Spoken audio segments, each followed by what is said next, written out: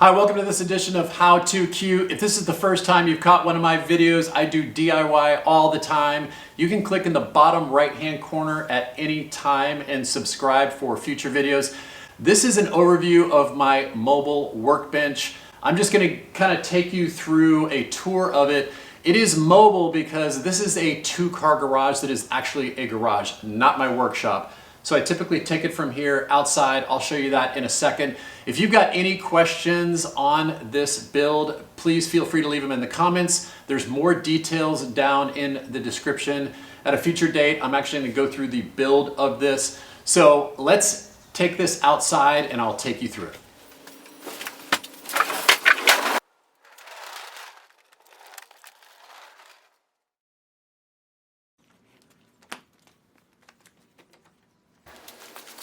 Okay, one of the first things I needed was mobility. As you can tell, my garage is a two-car garage, so I work out here almost exclusively just to keep the dust out of there. I do have a dust collection system on there. We'll get to that in a second. So these 4-inch wheels were key to this project. I needed this to be mobile. I wanted it to move around. Always wanted to be able to usually move it outside. Okay, the other thing I wanted was to be able to have my miter saw and my table saw all on one bench. So I wanted to be able to have a table saw with an outfeed table and also the ability to use my miter saw. I've got my air compressor down there and I've got my wet dry vac. Obviously my vacuum system, my dust collection system is down there also. All of the tools that I've got here are down in the description, just so you know exactly what I'm working with and why I set it up this way. All right, there are so many different choices you could use for the top of your table. I decided to use melamine. It just makes it easier to slide things on, so that's it. Okay, what I love about this table is the ability to quickly move this miter saw out of the way so I can use this as an outfeed table. And then when I need my miter saw back, I can convert it back into a miter saw station. It works great. I needed to be kind of a hybrid table. I wanted to be able to use this as an outfeed table, get this out of the way quickly, and then be able to put this back up when I needed it. So it's worked great so far, really happy with it.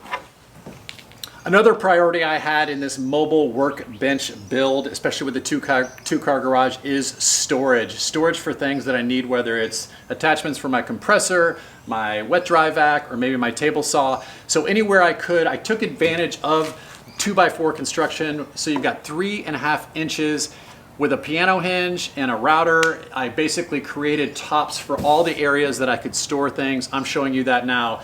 Those grass struts were something I just wanted to play around with. They work great. If you're interested in those or any of the other things I've used in this bench build, check the description down below and I've got links to all this stuff. On to the next thing. All right, I'm on the back side of my mobile workbench, and this is all about dust collection, sawdust collection, obviously. So for those of you who don't know, I could just hook up my wet dry vac to this system. I'll describe in a second.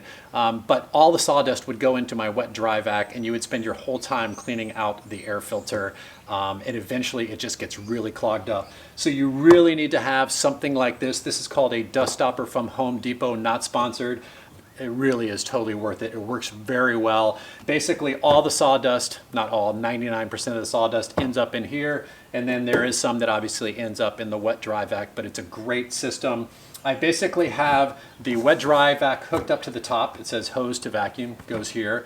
And it creates suction throughout my basically dust collection system. And the way that works is, the only way it works is you've got blast gates. I've got 3 hoses going to my workbench. I've got one that collects dust from the miter saw, one that collects dust from my table saw, and then I've got this auxiliary hose. Got this auxiliary hose that I use to kind of clean up my mess. Whenever I'm using my miter saw, I just open up this blast gate. Suction is created here. I make sure this one to the auxiliary hose and the one to the table saw is closed. So all the suction is right here. All the sawdust goes right through there. And vice versa, if I want to start using this, I close this, I open this, and I get dust collection. It's great. It works actually really well. So let me show you the underside. All right, this is my dust collection system. All right, so you've got the wet dry vac over here, kind of a rigid hose that goes into the dust stopper. So suction is coming in here, and on the backs on this hose goes to the junction of where all of my hoses end up. All right, so I basically have my miter saw, the auxiliary hose that I've got, and then this is my table saw. This is 2-inch pipe. This is 2.5-inch flexible hosing. I've got hose clamps. This is all friction connected, so I can take this apart at any time, readjust it, but it's worked out really well. And I can easily open and close these blast gates. I would not recommend the ones I used. I'll put some down in the description that I do recommend. Sawdust gets caught in the slots, and sometimes it doesn't close all the way, so the suction isn't the best. I might have also used a little bit smaller of a hose because that'll give you more suction, but this works really well. On to the next thing. When I'm using the miter saw, I only need that suction for a brief period for each one of the cuts. And instead of standing here and going underneath and over there to turn on and off the vacuum, well, I can move it forward, but I could also use that foot switch whenever I make a cut. What I was doing in the past was just, I found myself leaving it on the entire time, basically, because I was getting lazy. So just having this foot switch is really nice. All right, one of the things I love about this mobile workbench is the TTrack that I installed by PowerTech. It allows me to clamp things down. It allows me to make repetitive cuts. If you saw my video on making garage shelves, which is in the top right-hand corner, feel free to click. I had to make so many repetitive cuts. And having this inline stop right here, I could measure out one length. I can clamp it down, I can basically tighten it, and then I can just go to town with my miter saw. This TTrack is one of the favorite things on this workbench. All right, I'm sure this workbench is going to evolve. One of the things I've already added is I saw a lot of people using magnets. I thought I'd grab some. So this Stanley 12-foot tape measure is awesome. Check for that down in the description. And it's real metal. So I put some magnets around here just to hold stuff. All right, a accessory to my mobile workbench. Again, all about storage. I had this old kitchen cabinet left. I put it up on a platform, threw some wheels under it, leveled it with the table, and this allows me to work with 4x8 sheets of plywood. The other added benefit is it also allows me to, if you've ever moved 4x8 sheets of plywood, they're heavy, and I can just take them off my truck, throw them right onto here, and I use this as a dolly to move them around. Really helps me, saves my back. But again, it's something I can use in so many different ways, whether it's support the sheet when I'm moving it through the saw, or whether it's moving it around when I need it to, or storing stuff that maybe I might use with my mobile workbench. So this is great. All right, I hope that gave you some ideas for your workbench build. If you got any questions on this, please leave them down in the comments.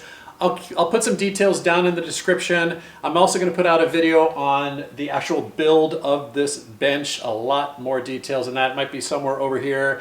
If you learned something, please consider subscribing right down here in the bottom right. That's it for this edition of How To Q. We'll see you next time.